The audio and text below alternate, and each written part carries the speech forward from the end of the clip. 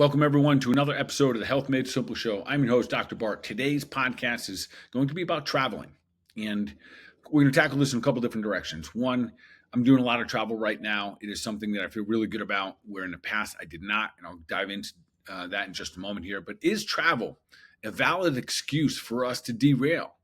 More often than not, when I see my clients or once they've traveled, they go, "Well, doc, you know how it goes." Because I'll always ask, "How'd you do when you traveled? How'd you move? How'd you eat? How'd you think?"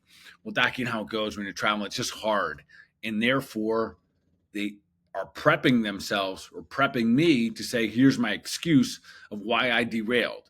So I'm going to throw a little bit of a wrench into that whole conversation right there, and I'm going to flip it over and share with you some things that I've discovered over the years that can help us travel much better. In fact, I'm going to go through 5 different things to make sure that when you travel, you stay on your A game. So we don't want to travel and then have to, whether it be for business or for vacations, we don't have to travel, then all of a sudden be exhausted. And more often than not, that's exactly what I see. So with that being said, keep doing your thing, keep sharing this out, keep spreading the love. Appreciate everything that you guys are doing.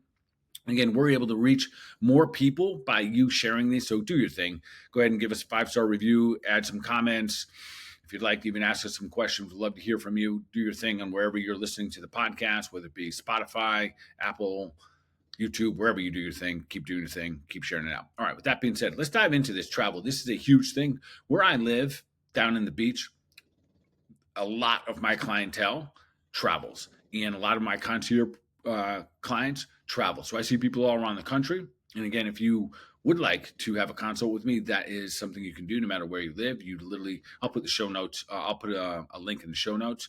You can call us. I can send you labs. We can do everything just like this over like a Zoom, whether it be a lab requisite, whatever it may be, we can do that. All right, with that being said, let's talk about travel.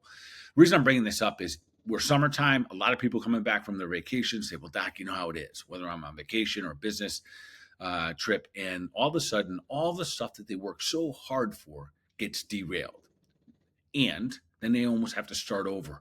And the momentum is one of the most important things when it comes to anything, but especially when it comes to our health, our wealth, our relationships. Momentum is key. So let's not make travel a momentum killer and stop us short in our tracks.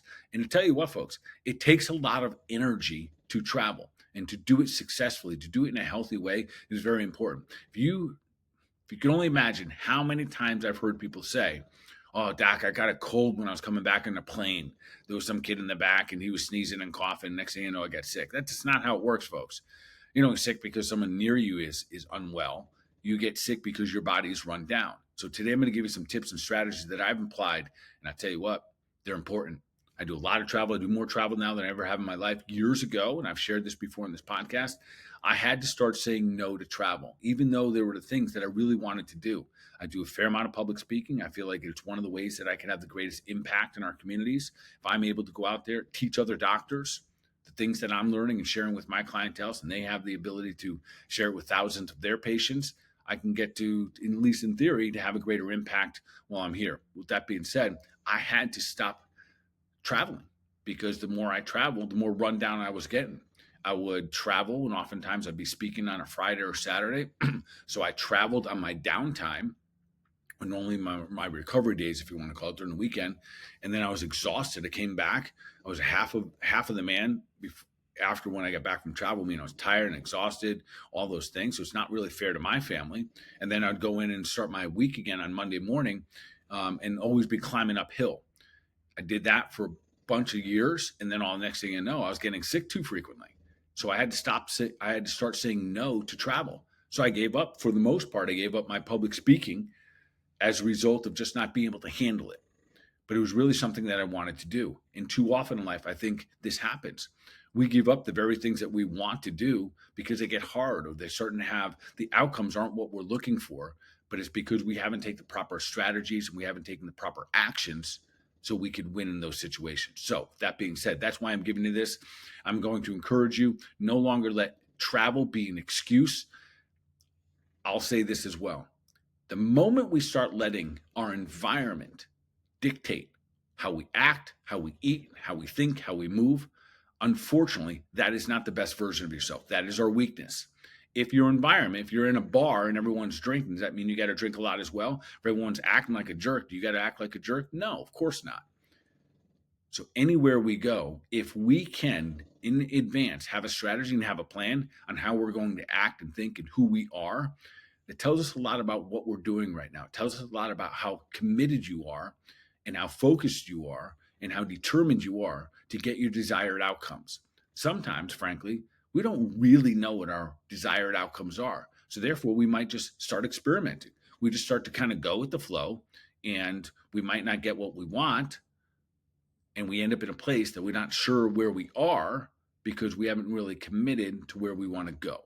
All right, with that being said, let's dive into this. We're going to do a couple things about travel. These are some tips and strategies that I use now that I'm going to share with you. Many of you are already using them, and I'm encouraging you to do these things. And these might show up as a little bit contrary to how you've planned to travel in the past. Number one is this: bring all the comforts that you can from home with you on your travel. So, big one I do for myself, this is going to sound silly, but nonetheless, my pillow goes with me.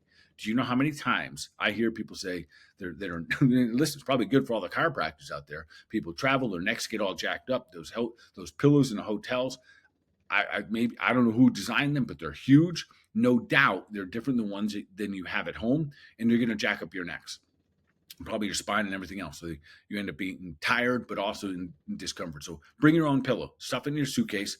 Yes, many of the things I'm going to share with you right now are going to be a little bit uncomfortable, maybe unfamiliar, yes, and maybe a little bit inconvenient, but they all have the intention of bringing you back being the best version of yourself. So with that being said, bring your pillow, bring all your toothbrush, bring all of your home supplies that you use on a daily basis. Make sure they go with you. One of the things that I have on my filter, I have in my house and I have in my office is everything has a particular type of filter, air filter. When you go to a hotel, FYI, I haven't figured this out, they're probably the most toxic cages that you can ever get yourself into. The majority of them don't even have windows that open. And when the cleaning crew comes in, they lay down another layer of spray of chemicals on top of the humans that were in there before. The whole thing's kind of gnarly, but it's part of what we got to do in travel. So I bring an air filter, a little plug-in air filter everywhere I go, so that it literally cleans the air that I'm sleeping in. I know that sounds crazy, but it is massively different. I come into the room from when I first walk in, open up the hotel door, to afterwards, my air filter is running for an hour or two, 3 hours at a time. The air is completely changed. We're only talking about a couple hundred square feet there. I'll put in the show notes what that is. Something called the Min Air. It's absolutely phenomenal. It's the best thing. One of my favorite little things to travel with. So make sure that I got my comfort of home, my air quality. It's huge. My pillows going with me. Anything else that I can do, supplements, food, etc. And I'll talk about food in just a moment. The next point is a big topic, and it's your schedule. This is where I feel most people do the most harm when they're scheduling. They're always trying to just push everything into the smallest windows possible. So I'm going to give you 2 tips on travel. When my assistant, my awesome team makes my schedule, they know that I want a flight that's going to land me in my destination before dinner time. Let's say I'm going to travel in the evening. I want to get into a normal rhythm. I'm bringing my comforts of home. And typically I eat dinner between 5 and 6. So they know in advance. We don't have to have a lot of conversations about what flight I'm going to get. The flight that I want is the one that gets me in where I can eat on time and go to bed on time. I do not want to disrupt that circadian rhythm, because if I disrupt it on the front end of it, then the entire weekend or trip or 3-day trip, 2-day trip, 5-day trip is going to be disrupted energetically. So this is a huge thing that I do now that makes a huge difference in terms of me just being settled when I travel. So I'm going to schedule my trip. So wherever I'm going, if I'm flying, I think my next trip's up to Scranton, Pennsylvania. I'm going to fly in there, make sure I'm in there between 4 and 5 p.m. I land, I get to my hotel, order my food, and I'm able to eat and go to bed in my normal schedule, which is going to be huge. Same thing in the morning. Usually I like to get back to my family, my world as soon as can be. Yet, with that being said, I want to get up relatively normal for me, which is about 5:30 typically most days. Some days a little bit earlier. So my team knows that I'm going to need to get up, travel to the airport, and get onto a flight. And they usually schedule me something that can do that within my normal waking hours. If you have to get up all of a sudden at 3 a.m. and you don't get up at 3 a.m., that entire day is shot. So it's not a huge benefit for you getting back early if you're going to be a zombie. So I'm going to encourage you to stay within your normal rhythm. So scheduling is huge, which really means for all of us folks, the red eye, no, just absolutely not. You're never saving. It's never an added benefit. You may get back, you might be present, but you are not available, meaning that you are as tired, you're a zombie, your mind and your body do not work as good. Shut those things down. I did so many of those in the past. They do not serve us. They are eventually what add up to the lesser version of ourselves. They're part of what exhausts us. Real quick tip here on if you're changing time zones, know that it takes a moment for every hour, or I'm sorry, every day that you spend out of the time zone. Give yourself that many days when you're coming back to get into your full tilt schedule again. So I'm on the East Coast here. Well, not really. I'm in the kind of Southeast Coast down in Florida. And if I travel out west and I'm going to be out there for 3 days, I got to give myself a little bit of grace when I get back. There's going to take about 3 more days for my body to, completely regulate, to be strong, vibrant, etc. And what am I really going to pay attention to there? Really how hard I'm going to work out or how hard I'm going to push things. All right. So that's number 2 is scheduling. Number 3 is your vitamins, your herbs, etc. We'll get to diet in just a moment. Absolutely bring them with you. Yes, a little bit inconvenient, a little bit unfamiliar, a little bit uncomfortable at times. But often I have people say, well, when I travel, it's so hard to bring all those vitamins and stuff. No, it's not. It is not hard. It is just a little bit inconvenient. You just do it anyways, though, because you want to be the best version of yourself. This is a commitment to your ultimate goal, which is staying the healthiest, strongest, best version of you that is as close to being superhuman that you are humanly designed to be, which means that sometimes you're going to need to allow yourself to be a little inconvenienced by packing up your vitamins and supplements. There's a reason you're taking them, because your body has deficiencies, or you have goals of being healthier than you are. And when you travel, frankly, you need them more, not less. So make sure you pack them up. Some of the subtleties that I will tell you that you always want to travel with. Because when we travel, more often than not, we are stuck in what's called sympathetic dominance. We're on a go. We're on a schedule. We're rushing through the airports. We're getting our Ubers. We're getting to our hotels. Everything's kind of scheduled out. So our sympathetic nervous system is fully engaged, which means that we're just a little bit wound up. That is one of the reasons we have a little bit of challenge sleeping. So I'm going to give you 2 things. It's also the reason that so many people have issues pooping when they travel. So 2 things. Make sure you bring a little bit of what's called kava. I'll put that in the show notes. Kava is something that it's basically a chill out pill. If you've never used kava before, kava is absolutely fantastic, especially if you tend to have a little bit of anxiousness or anxiety. I think it works better than Xanax. You don't get a hangover from it, but it just helps your body unwind, especially taking a couple before you go to bed. It helps you unwind the day, and so you can get into that nice deep sleep. The other was absolutely bring magnesium. My favorite is something called magnesium lactate. There's a lot of good magnesiums out there. Again, I'll put that in the show notes for you today. But inevitably, we are in sympathetic dominance. In one of the reasons, and so it's not uncommon that people have a hard time pooping when they travel. And for a lot of people, that builds up a lot of anxiousness or anxiety. So what we want to do is give your body the tools that it needs to eliminate. So magnesium is a yin mineral, which means that it helps the body relax, the fascia, the tissue, the muscles. It helps create vasodilation. The inside lining of our intestines is smooth muscle. So under stress, they contract and don't allow us to poop.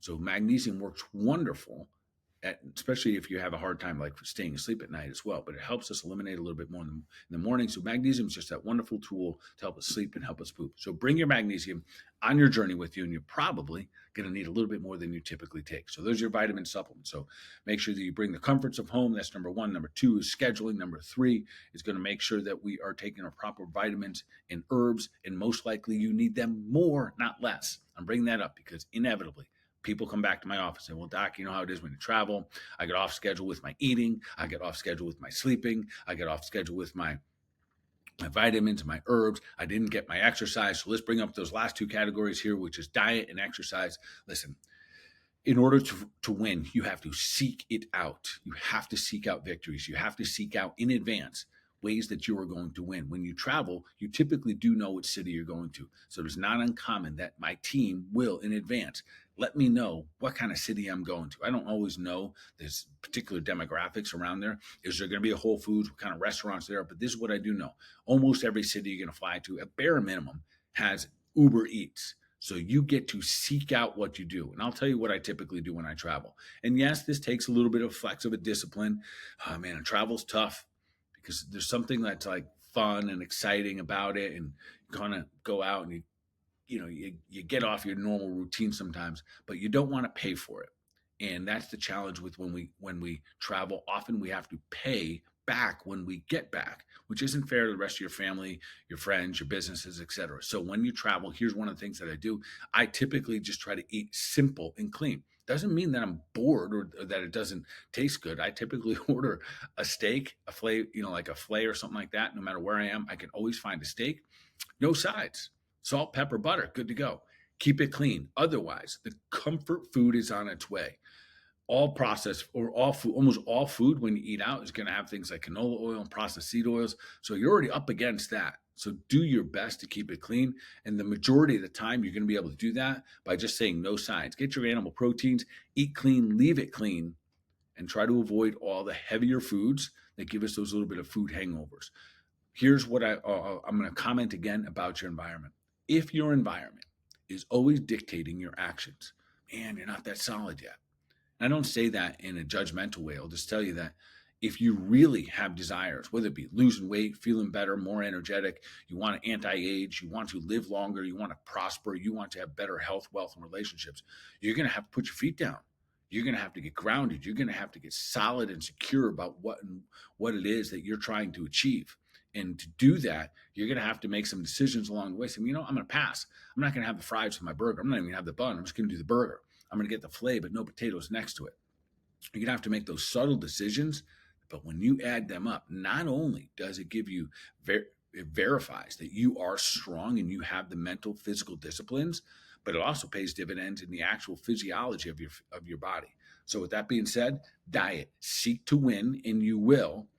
If your environment takes over, and how do you know if your environment takes over? You come back and you say, hey, doc, you know how it is when you travel, you just don't eat good and this, that, and the other. It's hard when you go to the airport. No, it's not.